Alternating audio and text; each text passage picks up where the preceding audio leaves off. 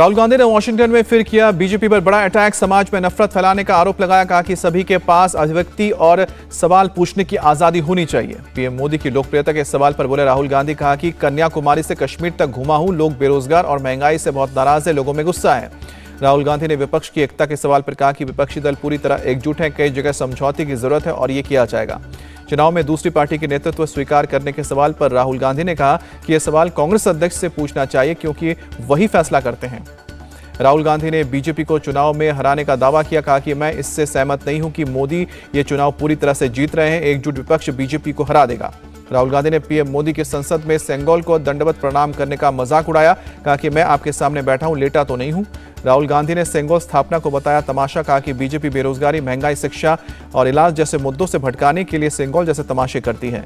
राहुल गांधी ने वॉशिंगटन में मुस्लिम लीग को बताया धर्मनिरपेक्ष पार्टी। प्रेस कॉन्फ्रेंस में कहा कि मुस्लिम लीग पूरी तरह से धर्मनिरपेक्ष पार्टी है, उनके बारे में गैर धर्मनिरपेक्षता कुछ नहीं है।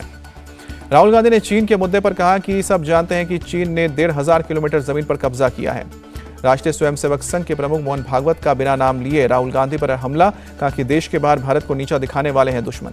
संघ प्रमुख ने नागपुर के एक कार्यक्रम में लोगों से एकता बनाए रखने की अपील की। कहा कि सीमाओं पर दुश्मनों को ताकत दिखाने की बजाय हम आपस में ही लड़ रहे हैं।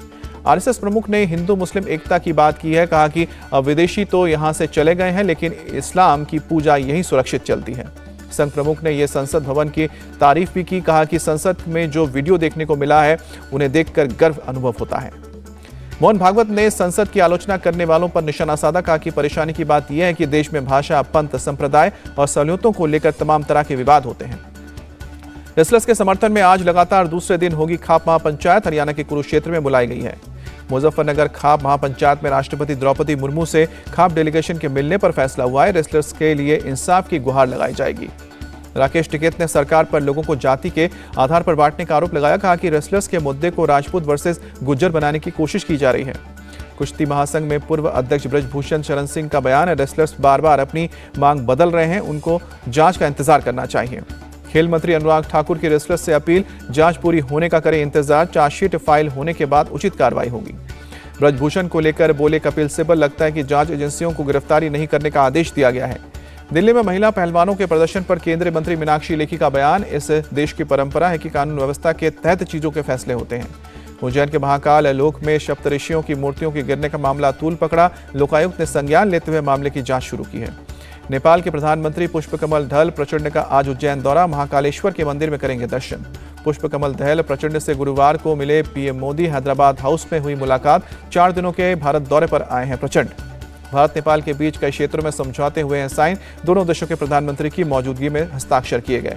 पीएम मोदी ने साल 2014 के नेपाल दौरे का जिक्र किया। कहा कि तब मैंने भारत नेपाल संबंधों के लिए हिट फॉर्मूला दिया था। हिट का मतलब था हाईवे, आईवे और ट्रांसवे। नेपाल के पीएम का बयान, पीएम मोदी के साथ द्विपक्षीय मुद्दों पर मजबूत करने पर बातचीत हुई है। भारत नेपाल के बीच मोतिहारी अमेलखलगंज तेल पाइपलाइन के फेज 2 का शिलान्यास पीएम मोदी और पीएम पुष्पकमल ने संयुक्त रूप से शिलान्यास किया।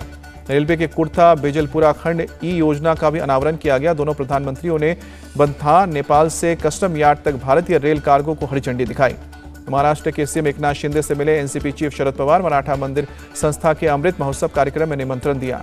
शरद पवार ने सीएम आवास में की एकनाथ शिंदे से मुलाकात। 24 जून को होने वाला है मराठा मंदिर संस्था में कार्यक्रम। महाराष्ट्र के मुख्यमंत्री एकनाथ शिंदे का बयान, बोले कि शरद पवार से मुलाकात हुई है, हमारी कोई राजनीतिक चर्चा नहीं हुई।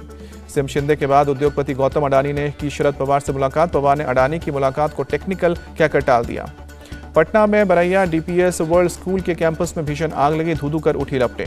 लुधियाना के ताजपुर रोड इलाके में रंगाई की फैक्ट्री में आग लगी, आसमान में उठा धुआं गोए का गुबार। मथुरा में तालाब से चप्पल निकालने के दौरान बड़ा हादसा, 3 बच्चों की मौत। दिल्ली साक्षी हत्याकांड से जुड़ी बड़ी खबर, दिल्ली पुलिस ने हत्या में इस्तेमाल चाकू बरामद किए। भुवनेश्वर में पुलिस विभाग की बड़ी पहल, कानून व्यवस्था बनाए रखने के लिए हाई परफॉर्मेंस वाले जीपीएस लैंस ड्रोन को किया गया शामिल। अमेरिका के राष्ट्रपति जो बाइडेन के साथ हादसा, कोलोराडो में एयरफोर्स एकेडमी के कार्यक्रम में गिर पड़े बाइडेन। भाषण देने के बाद सीट की तरफ जाते वक्त राष्ट्रपति बाइडेन का पैर सैंडबैग में फंसा, लड़खड़ा कर नीचे गिरे बाइडेन। एयरफोर्स एकेडमी के ग्रेजुएशन सेरेमनी में भाग लेने गए थे। जीएसटी के कलेक्शन में मई महीने में 12% की बढ़ोतरी हुई है। 1,57,000 करोड़ का कलेक्शन हुआ है। भारत में मैन्युफैक्चरिंग सेक्टर की चांदी, मई 2023 में मैन्युफैक्चरिंग सेक्टर ने 31 महीने की हाई ग्रोथ हासिल की है। ऑटो सेल्स में मई के महीने में बढ़ोतरी दर्ज की गई है। एसयूवी की मांग बढ़ी है। भारत ने जीता जूनियर हॉकी एशिया कप का खिताब, फाइनल में पाकिस्तान को 2-1 से मात दी। भारतीय टीम के लिए टेस्ट, वनडे और T20 इंटरनेशनल तीनों फॉर्मेट के लिए जर्सी लॉन्च। WTC के फाइनल मैच में पहली बार नई जर्सी पहनेगी टीम इंडिया। MS धोनी के घुटने की सर्जरी हुई सफल, मुंबई के कोकिलाबेन हॉस्पिटल में ऑपरेशन हुआ। IPL के मैच के दौरान हुए थे चोटिल।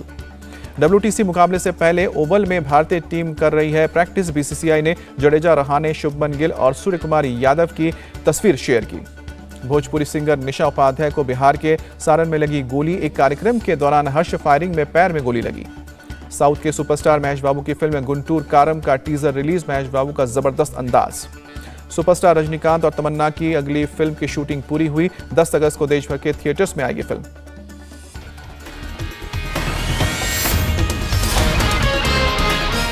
इंडिया टीवी हर वक्त हर जगह डाउनलोड करने के लिए सर्च करें India TV news Google play store या ऐप स्टोर पर।